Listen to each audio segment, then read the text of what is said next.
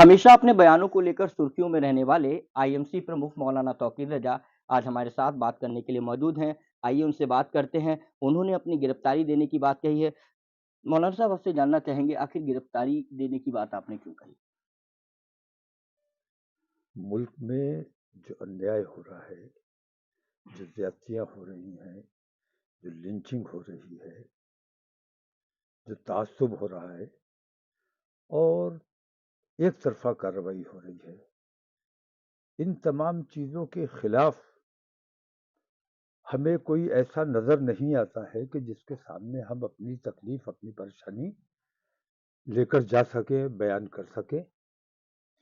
इसलिए हमने ये फ़ैसला किया है कि इन तमाम चीज़ों से निजात हासिल करने के लिए हमारे पास कोई रास्ता नहीं है। तो इन हालात में हमें आज़ाद रहने का कोई हक नहीं है। हमें गिरफ्तार हो जाना चाहिए। अभी जैसे सलमान अज़हरी साहब को गिरफ्तार कर लिया गया। मुफ्ती साहब, उन्होंने कहीं कोई हेट स्पीच नहीं दी, इसके बावजूद उन्हें गिरफ्तार किया गया, झूठा इल्ज़ाम लगाया गया। और अगर हेट स्पीच दी भी है, तो मुकदमा कायम किया जाना चाहिए था, उनका जवाब तलब किया जाना चाहिए था। और एटीएस का इससे क्या ताल्लुक है, मेरी ये समझ में नहीं आ रहा है। एटीएस ने की तहवील में उन्हें क्यों दिया गया है, गुजरात क्यों ले जाया गया है? तो मुझे लगता है कि हमारे जो काबिल ज़िक्र और बाइज़्ज़त और बावक़ार उलमाए किराम हैं, अब उन पर शिकंजा कसने की कोशिश की जा रही है।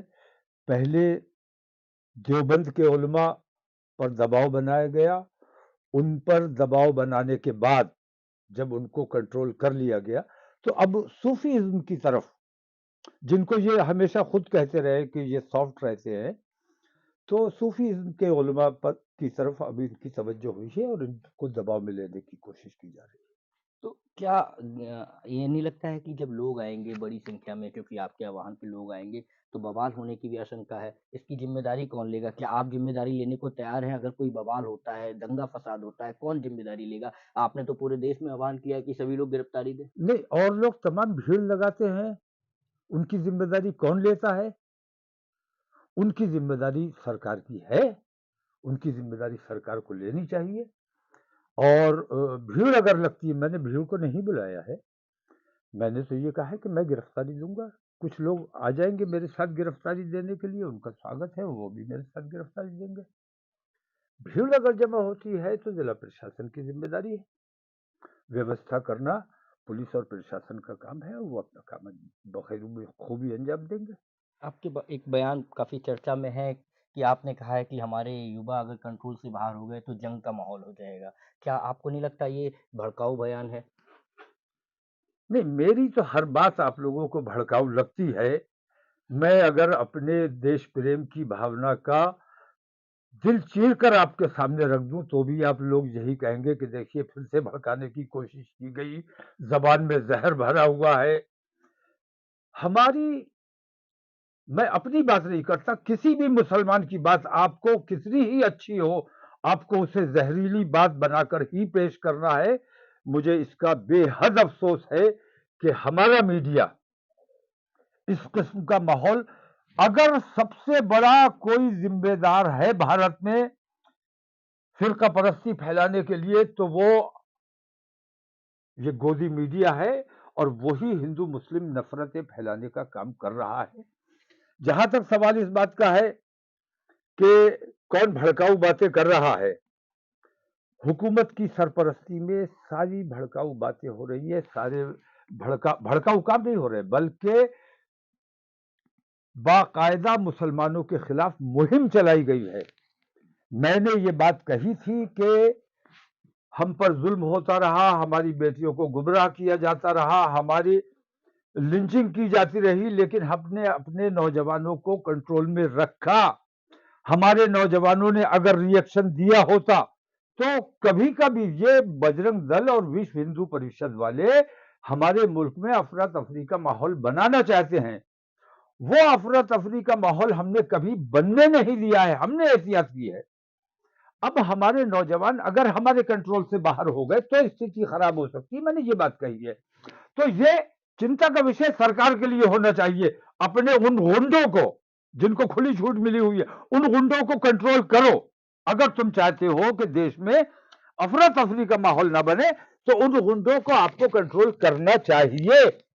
लेकिन आपको सुप्रीम कोर्ट पर विश्वास नहीं, आपको जांच एजेंसियों पे विश्वास नहीं, आपको सरकार पर विश्वास नहीं। आखिर किस पर आपको विश्वास है? किससे जांच कराई जाए? चाहे वो ज्ञान वापी हो, कहे कि बाबरी हो। ज्ञान वापी को आपने कहा ना कि जो चीजें आ रही हैं हमको विश्वास ही मैं नहीं है। पहले सलमान अजहरी की बात कर रहा हूँ जी, कि सलमान अजहरी को किस जुर्म में गिरफ्तार किया गया। उन्होंने तो भड़काऊ बयान दिया। भड़काऊ बयान दिया।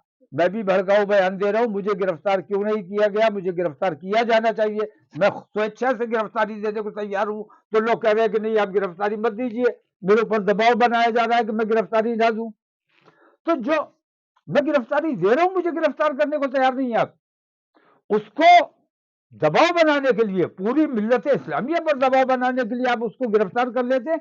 लेकिन गिरफ्तार करने में एटीएस से क्या ताल्लुक है इस बात का? ये दबाव तो आप भी बनाना चाहते हैं ताकि ज्ञान वापी का जो रिजल्ट आए वो ना आए, सुप्रीम कोर्ट दबाव में हो, कोर्ट दबाव में हो, सरकार दबाव में हो, एजेंसियां दबाव में हो, जब इस तरीके से हुजूम निकलेगा सड़कों पे। नहीं, मैं ये बात कह रहा हूँ कि सलमान अजहरी का एटीएस से क्या ताल्लुक बन गया, और एटीएस से क्यों ताल्लुक बनाया जा रहा है, क्यों इस किस्म का माहौल बनाया जा रहा है। और मैं ये समझता हूं कि कल मुझे भी गिरफ्तार किया जा सकता है, और मेरे मोबाइल में और लैपटॉप में वो तमाम चीजें दिखा देंगे कि कहाँ कहाँ से मेरे ताल्लुक है, कहाँ कहाँ से मेरी बात होती है, कहाँ कहाँ से मुझे फंडिंग होती है। तो ये चीजें जो है, ये मतलब जब सरकार की सरपरस्ती में सब कुछ हो रहा है, तो सारी जांच एजेंसियां जो है वो सरकार के अंडर में आती हैं। तो सरकार जो चाहती है, सरकार मुसलमानों के खिलाफ माहौल बनाना चाहती है, वो बना रही है। तो हम किस पर भरोसा करें जब हमारा सरकार पर भरोसा नहीं है?